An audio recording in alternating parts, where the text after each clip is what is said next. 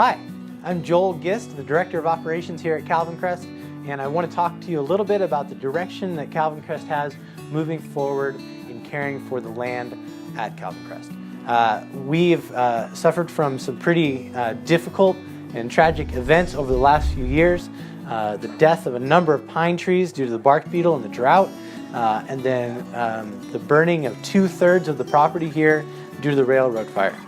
And because of that, we have a lot of motivation to take an active role in managing our property. It's always been a value at Calvin Crest for us to take care of God's creation, and that's a big part of the way that we show love both to God, to the world He's made, and work as an example, as a witness to the love of Christ.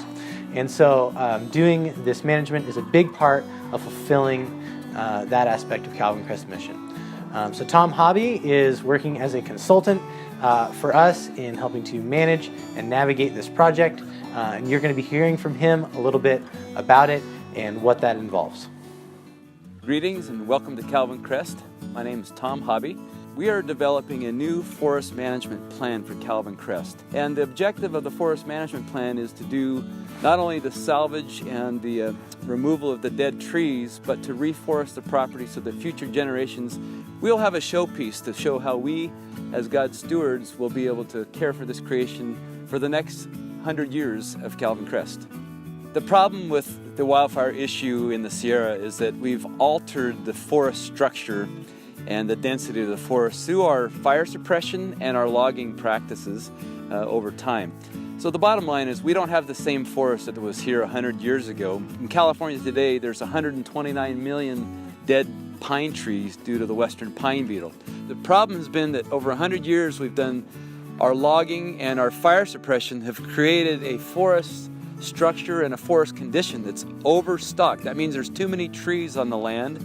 We've allowed forests to get overgrown with these ladder fuels. So the saplings and seedlings, they ladder up to this kind of a fire should never happen, what you see behind her.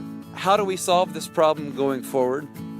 Well, I work as an executive for a renewable energy company, and we take all the small wood and the waste wood and we can create it into a clean replacement for natural gas and a low carbon biofuel. We've got a lot of work to do. In this case, we have on Calvin Crest about 170 acres of super high intensity, high severity fire areas that are going to need to take, all these trees will be removed, some of which that have merchantable value will be taken to a sawmill, but many of them are going to have to be either chipped and grinded and sent to a biomass energy plant or burned to restore the soils back to be replanted. And that's what we're going to do. We're going to harvest this land in the spring of 2018 and maybe into the fall. Our objective is to clear the trees, take out even the non-merchantable trees, pile some of them and burn them, and then we'll have basically a forest that we'll have to replant again from scratch. And our objectives next year, we will be planting between 40 to 50,000 trees on the property. For the last 2 months, we've been working with the U.S. Forest Service and the CAL FIRE folks just to have all the permits in place to be able to come and do this work. We've applied for a grant from the federal government called the NRCS, and we are very hopeful to have that grant to support some of this restoration work. The first step after getting these permits in place will be probably at the latter part of February, is we're going to begin harvesting with this really cool big kid tool behind me. The planning has taken us about 3 months. We'll start harvesting in mid-February through probably June. And after June is when all the cleanup work. So from June until when the snow flies next year, maybe by November, we'll be piling a lot of the slash. The bigger material, we are hoping that we'll be able to deliver to a biomass energy plant versus burning at the Calvin Crest property. But what leftover is remaining we'll have to burn throughout the winter. And then by next spring, hopefully by about beginning of March, we will be replanting about 40,000 seedlings. For the next, say, 16 months, we're going to be in the harvesting, the cleanup, and then the replanting to complete the project for this phase.